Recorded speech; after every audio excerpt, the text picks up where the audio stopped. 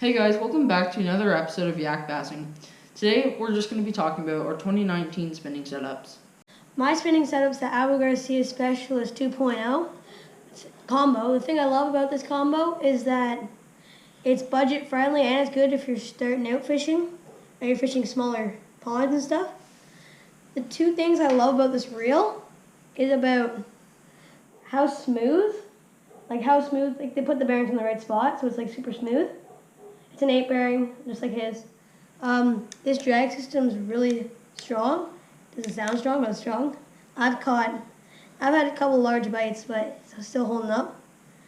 The two things I dislike about this reel is that the bail is fairly stiff, which it's not a huge problem, but it does get annoying sometimes. And my other problem is this little nub thing always comes undone like after a couple hours of fishing. Again, it's not very tough to put back on, and it's just irritating, which I don't really like it. This rod is a 6.6 medium. It's very sensitive. That's what I love about it, because you can feel if you have a larger bite or a smaller bite, like a larger fish or a smaller fish, which is very nice, because then you know what you're reeling in. You can fix your drag and do all that stuff. The two things I dislike about this rod is that it's notorious for getting tangled around the tip, which isn't a hard find, it's just pretty irritating. And the other thing is that when you're casting to push your line up against the rod, it gets stuck behind this hook keeper. Again, it's not a hard fix, it's just, it gets pretty annoying. My spinning setup's a Quantum PT Accurus on a Daiwa Revos LT 2500. I absolutely love this reel.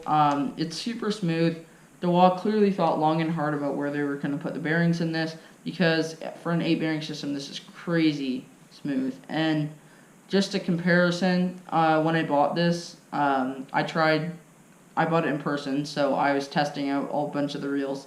So I tried the Pflueger President XT, I believe, and it's a 10 bearing system, and it was not near as smooth as this.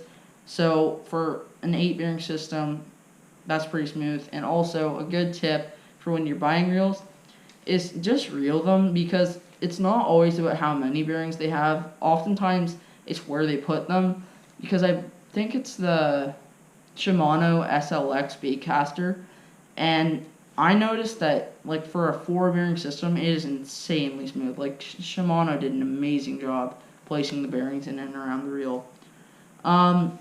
Moving on to the drag system, this is the other thing that I absolutely love about this reel. It is so strong, like 16 pounds for finesse fishing, which in our rods, he uses his for Senkos and things. I use mine for, sometimes I'll put a Texas rig on here, but mostly Senkos and drop shots and things. But this drag system is great. Like, it never slips. I don't know why, but on my old reel, sometimes the drag would physically click back, which could affect your hookup ratio, which means you'll basically lose more fish. So essentially this reel is amazing. My only knock on it would be this little knob here. It can get annoying sometimes, because I'll show you what happens. So like when you're fishing for pike, they have a tendency to just drop down. Like when they get to the boat, they just go zoom, like straight down. And basically, if they go straight down, it can make your rod just go like this and hit the kayak, which can obviously hit the switch. I'll show you what happens. I'm sure most of you guys know what this does, but it basically makes it move freely, and it can be a huge pain. But I mean, like when you have a fish, like that can be so annoying, because you're gonna lose the fish most likely. But moving on to the rod, this rod again is a Quantum PT Accurus medium 7.4, and I have like no complaints with this rod. It looks great, feels great, it's super sensitive.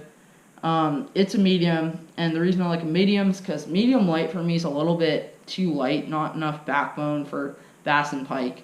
But medium heavy has too much backbone for me, because again, we're doing Senkos and things, so a lot of what fish do oftentimes will grab half the Senko and they'll run with it, and you won't even notice it on a medium heavy sometimes, but on this you'll feel it. And the reason that I like a 7.4 is because a 7.4 is actually like an amazing length for spinning setups, because this isn't always the case, but I find that a 7.4 is usually more sensitive than a shorter rod. Like, I believe his is a 6.4 6.6 or 6.6. And anyway, like his won't be as sensitive because this is longer. And the other nice thing about having a longer rod is you can usually cast further. That's not always the case again, but oftentimes it is. So for me, that's like my perfect length, but a lot of people are gonna disagree with that. But I would definitely recommend a 7.4. But all in all, like, this rod is awesome.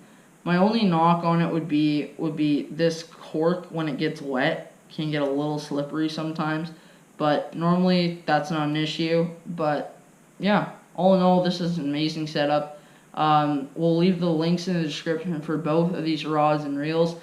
His is a combo. Yeah, mine's a combo. So I'm pretty sure you can buy the rod and the reel separately, but we'll put the combo in the description, and I'll put my rod and my reel in the description. Thanks for watching. Hope you enjoyed. Catch you in the next video.